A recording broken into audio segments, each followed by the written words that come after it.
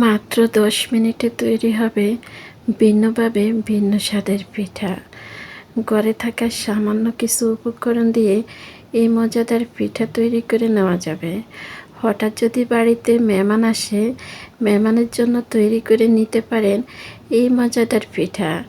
কিভাবে এই পিঠাগুলো বানিয়ে নিলাম তাহলে সবাই চলেন ভিডিওটা দেখে আসি এক নজরে।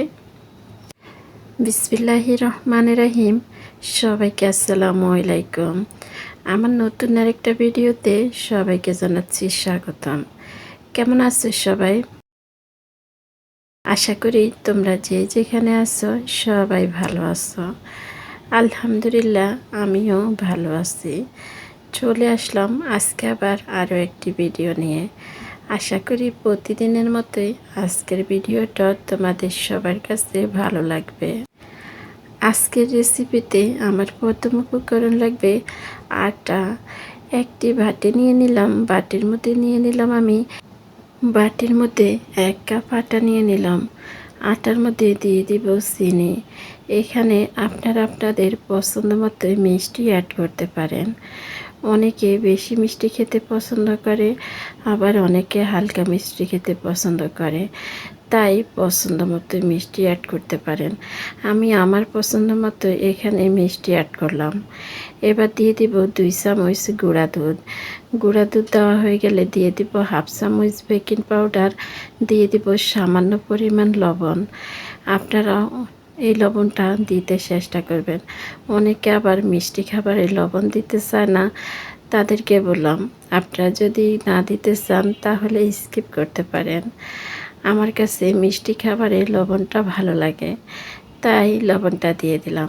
এবার একটু একটু করে পানি দিয়ে পাতলা একটি ব্যাটার তৈরি করে নিতে হবে। এবার একটি কাঁটা চামচের সাহায্যে এই ব্যাটারটারে বেশ কিছুটা সময় এভাবে করে মিশিয়ে নিতে হবে। খেয়াল রাখতে হবে এখানে যেন কোনোভাবে দলা না থেকে যায়। দলা থাকলে এই পিঠাগুলো সুন্দর হবে না। আর এই ব্যাটারটা কীরকমভাবে তৈরি করলাম আশা করি আপনারা দেখে বুঝে নিলেন। একদম পাতলা একটি ব্যাটার তৈরি হয়ে গেল।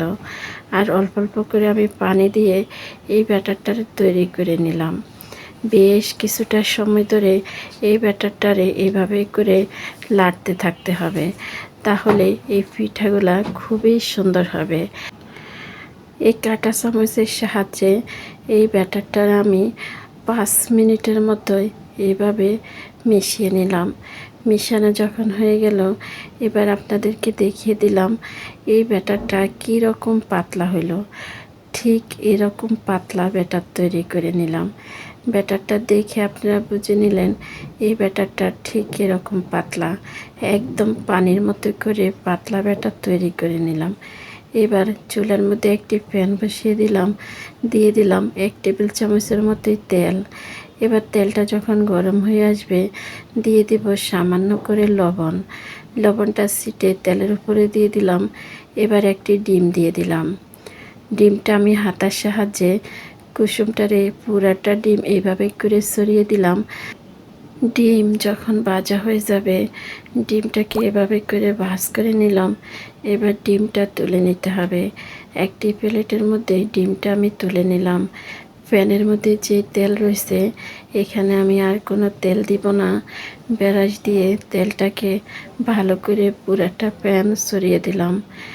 যে ব্যাটারটা আমি রেডি করলাম প্যানের মধ্যে ব্যাটারটা দেওয়ার আগে আবারও আমি ব্যাটারটারে ভালো করে একটু হাতার সাহায্যে এরকম করে নেড়ে চেড়ে 1 হাতা ব্যাটার প্যানের মধ্যে দিয়ে দিলাম। দেওয়ার সাথে সাথে অসংখ্য ছিদ্র এখানে। এখন দেখতে ঠিক চিতল পিঠার মতো দেখাচ্ছে। খুবই মজার এই পিঠাগুলা।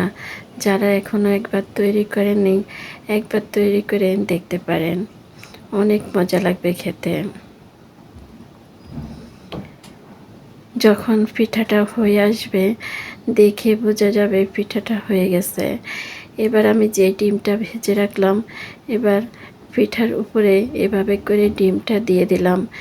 ডিমটা যখন দেওয়া হয়ে যাবে, এবার আমি হাতার সাহায্যে এভাবে করে বাস করে নেব। আমি প্রথমে একটি হাতা দিয়ে বাস করতে গেলাম, আমার বাস করা হচ্ছে না, তাই এবার আমি দুইটি হাতা নিলাম। দুইটি হাতা নিয়ে এভাবে করে বাস করে নেব।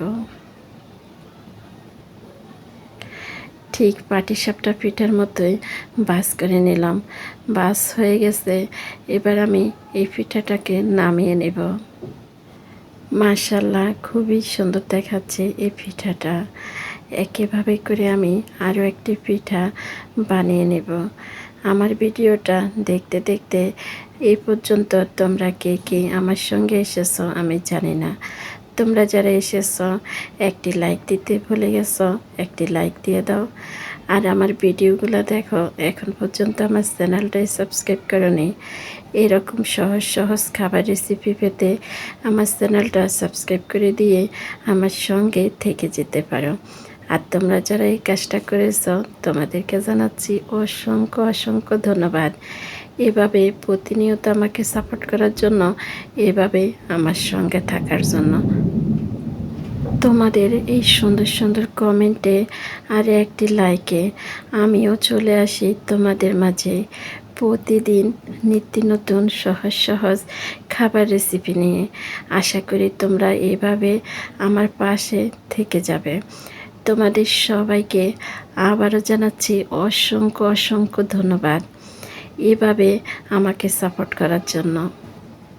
কথা বলতে বলতে অনেক কথা বলে নিলাম। আমার কথার মাঝে, আমার ভিডিওর মাঝে কোনো কিছু যদি ভুল হয়ে থাকে তাহলে সবাই ক্ষমায় দৃষ্টি দেখবেন। কথা বলতে বলতে আমার পিঠা কিন্তু একদমই রেডি। আমি আরও এক হাতা ব্যাটার দিয়ে মাঝখানে ওই পিঠাটা দিয়ে আরও একটি ভাঁজ করে একদম এভাবে করে পিঠাটা বানিয়ে নিলাম।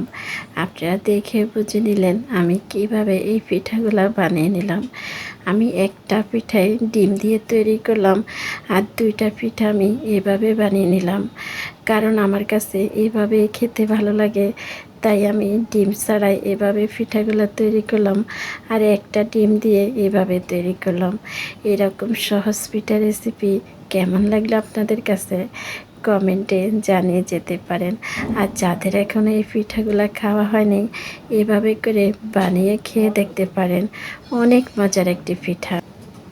আজকের মতো তাহলে আমি এখানে বিদায় নিলাম। আপনারা সবাই ভালো থাকবেন, সুস্থ থাকবেন। দেখা হবে, কথা হবে পরবর্তী ভিডিওতে। ওই পর্যন্ত সবাই ভালো থাকবেন। আল্লাহ সবাইকে ভালো রাখুক, সুস্থ রাখুক, নিরাপদে রাখুক, এই দোয়াই রইল সবার জন্য। সবাইকে আল্লাহ হাফেজ। আসসালামু আলাইকুম।